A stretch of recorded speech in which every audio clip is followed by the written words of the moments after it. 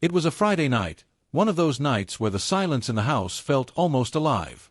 The kind that presses in from every corner, amplifying every small sound. I was alone in the dark living room, the faint creaks of the house settling around me the only thing breaking the stillness. My mind was a storm, every thought tangled and pulling me in different directions. A few days earlier, I had stumbled upon something that changed everything. A text message on my wife's phone. She hadn't meant for me to see it, I was sure of that. For 5 years, I had believed I knew her.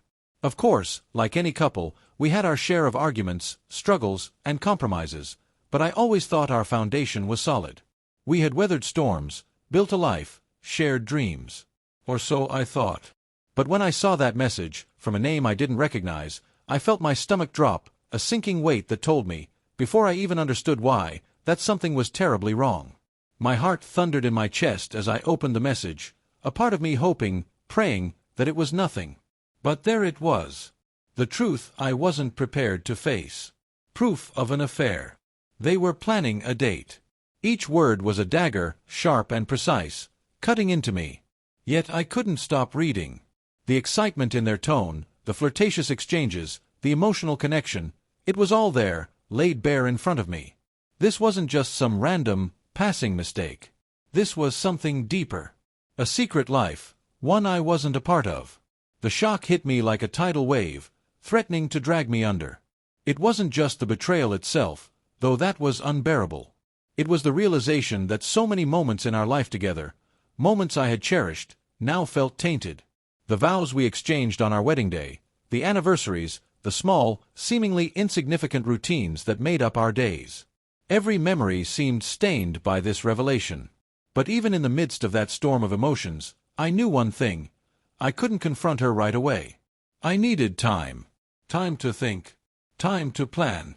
For days, I kept it together, or at least tried to. I wore a mask so convincing I almost believed it myself. I laughed when I was supposed to, nodded in the right places, even managed to smile when she kissed me goodbye in the mornings. Inside, though, I was unraveling. The lies, the deceit, it was like a poison, spreading through every part of me. Then came Friday. That night, she told me she was meeting up with friends, adding, almost casually, that she might be late. I nodded, pretending to believe her, and even mustered a weak smile as if I didn't know the truth. When she kissed me goodbye, the touch of her lips burned, and it took everything I had not to pull away. As soon as the door clicked shut behind her, I sprang into action. I set the scene carefully, deliberately. The living room was dimly lit, soft shadows stretching across the walls. I opened her favorite bottle of wine, the one she always reached for when she wanted to unwind. The bottle sat on the table like a quiet accusation, waiting. Everything was intentional, designed to make her feel the weight of what she had done. I didn't want to scream or rage. This wasn't about anger. It was about the hurt, the betrayal, the raw, consuming disappointment that had been eating away at me since the moment I saw that message. I wanted her to walk into this room and feel it. Feel everything I was feeling. The hours dragged by, each tick of the clock stretching endlessly. The silence of the house became oppressive, a suffocating presence that only added to the tension. I sat there, waiting, every nerve in my body taut with anticipation. Then, finally, just past midnight, I heard the familiar sound of her car pulling into the driveway. She knew what she liked. "Hey, you're still up," she said, her voice trembling ever so slightly. I caught the faint quiver, the subtle nerves she was trying so hard to mask. "Yeah, couldn't sleep," I replied, my voice calm, my eyes fixed on hers. I needed to stay in control, to hold my composure. She glanced away quickly, as if avoiding the inevitable, and took a step forward. I stopped her in her tracks. "How was your night?" I asked, my tone steady, though a quiet edge crept beneath my words, undeniable and sharp. "Oh, just a quiet night with the girls," she said, her voice overly casual, the kind of response that felt forced, awkward, like she was trying too hard to make it sound believable. I lifted my glass and took a slow sip of wine, letting the silence stretch between us, heavy and uncomfortable. "With the girls, huh?" I murmured, my voice dipping just enough to let the tension ripple between us. Her face faltered. I saw it then, the moment she realized the walls were closing in.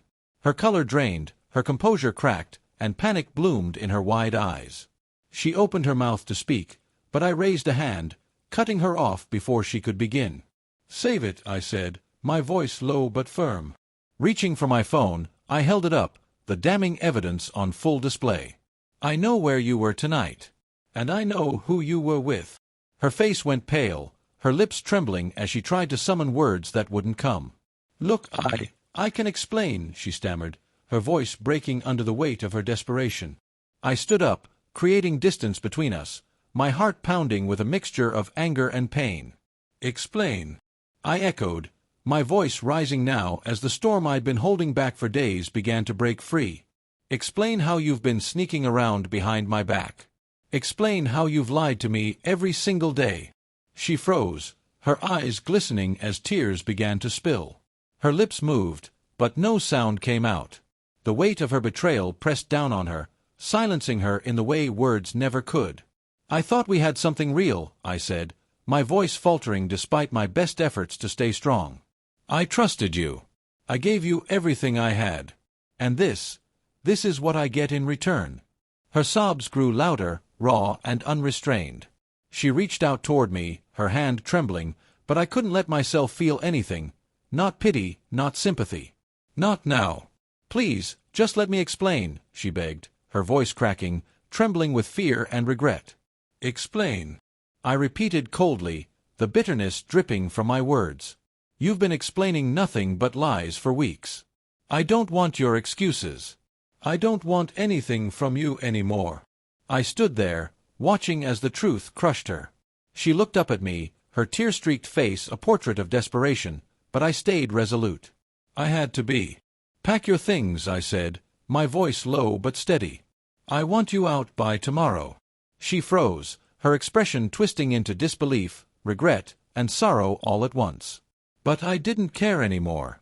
The pain she had inflicted on me dulled any shred of empathy I might have had left. Without another word, she turned and retreated toward the bedroom, her sobs echoing down the hall. I stood there, still and quiet, the weight of the evening pressing down on me like a heavy shroud. And yet, amidst the pain, I felt an unfamiliar sensation, a flicker of relief. It hurt, the betrayal slicing deeper than I thought possible, but the truth had set me free. There was no more pretending, no more clinging to the illusion of what we had once been.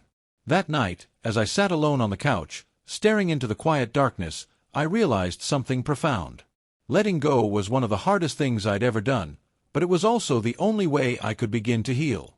And in that moment, I knew, letting her go was the first step toward reclaiming myself.